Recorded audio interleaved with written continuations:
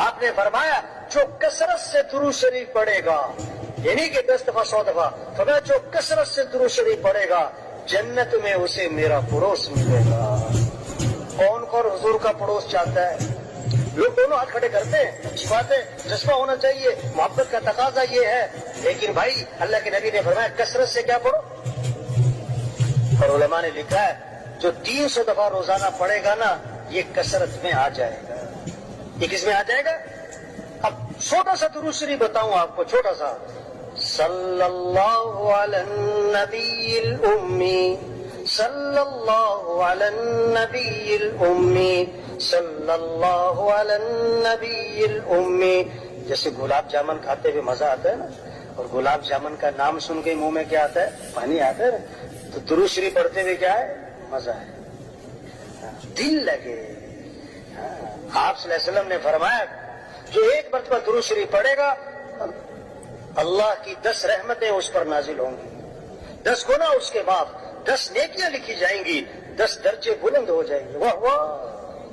ایک عجیب قصہ آیا، ایک صحابی آئے، عرض کی اللہ کے رسول میں نے ذکر کا وقت طے کیا ہے، ذکر کا، دعا کا وقت طے کیا ہے، اتنا وقت مجھے ذکر کرنا ہے۔ جیسے آج وقت ہوتا ہے نا، یہ میرے گھر کا وقت، یہ میرے فلاں کا وقت، یہ جم کا وقت، یہ کلب کا وقت، یہ کھیل کا وقت۔ ٹھیک ہے بھائی، ذکر کا وقت بھی تو ہو، تلاوت کا وقت بھی تو ہو، مسجد کا وقت بھی تو ہو، قرآن کا وقت بھی تو ہو، تبلیغ کا وقت بھی تو ہو۔ حضور میں نے ذکر کا وقت طے کیا ہے، اس میں سے کتنا وقت میں درود شریف کو دے دوں؟ پھر خود ہی کہا حضور 1/4 وقت درود شریف کو دے دیتا ہوں، باقی جو ہے دوسرے اعمال اذکار کرو۔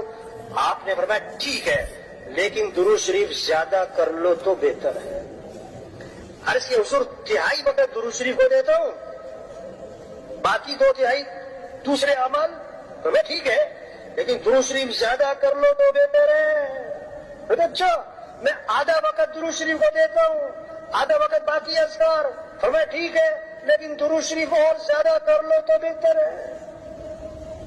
اچھا حضور میں 2/3 وقت درود شریف کو دیتا ہوں، 2/3 وقت درود شریف کو دیتا ہوں، باقی دوسرے اذکار۔ آپ فرمایا ٹھیک ہے، لیکن درود شریف اور زیادہ کر لو تو بہتر ہے۔